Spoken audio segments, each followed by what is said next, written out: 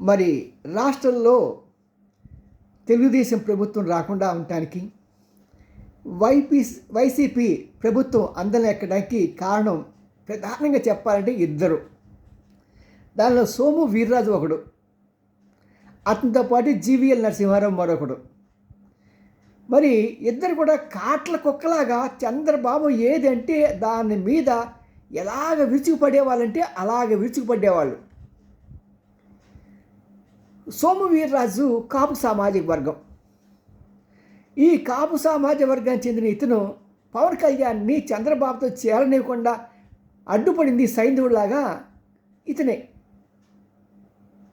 మరి జీవీఎల్ నరసింహారావు అవటానికి బ్రాహ్మడే.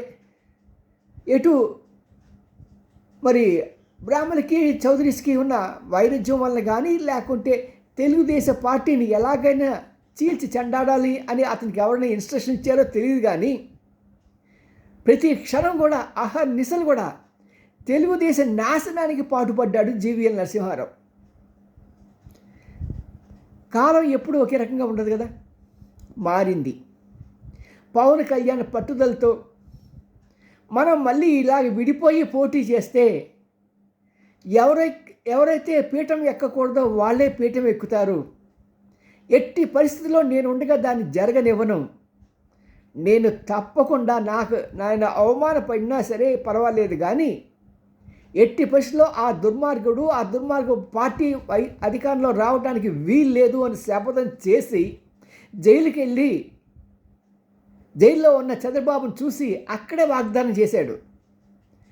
మీరు ఏ షరతులు ఉపయోగించినా సరే నేను రెడీ, కానీ మన ఇద్దరం కలిసి ఆ దుర్మార్గుని మనం ఓడించాలి అనే గట్టి సంకల్పంతో వచ్చిన సమయంలో బీజేపీ కూడా ఇంకేం చేయలేక సోము వీర్రాజుని జీవీఎల్ నరసింహారావుని పక్కన పెట్టేశారు. అంటే ఇవన్నీ మన ఇంటి కుక్కలే కదా, ఎప్పుడు కావస్తే అప్పుడు వాడు వాడుకోవచ్చు అనే ఉద్దేశంతో. కానీ మళ్ళీ ఈ మధ్య సోము వీర్రాజు బహు అంటున్నాడు. మరి ఎందుకంటే ఇవాళ రోజు చూస్తే పాపం మా మాస్టర్ నాగేశ్వరరావు గారి మీద కేసులు పెట్టడం, మరి ఆయన ఎందుకు భయపడ్డాడు నాకు అర్థం కావట్లేదు. నేను విమర్శిస్తా ఆయన్ని, కానీ ఇలాగ కాదు. మరి ఆయన మీదకి ఒంటి కాలు మీద లేవటం ఇవన్నీ చూస్తూ ఉంటే మళ్ళీ ఈయన ఏదో ఆశిస్తున్నాడు అనిపిస్తున్నది. కానీ రాష్ట్ర క్షేమం నిమిత్తం సోము వీర్రాజుని ఎప్పుడు కూడా ఏ పదవి ఇవ్వకూడదని ప్రజలంతా కోరుకుంటున్నారు. అదేవిధంగా జీవీఎల్ నరసింహారావు కూడా. సీఎంఈఎన్ రామ్జీ, సీనియర్ జర్నలిస్ట్, కుడియన్ టీవీ 9 లైక్ చేయండి, షేర్ చేయండి.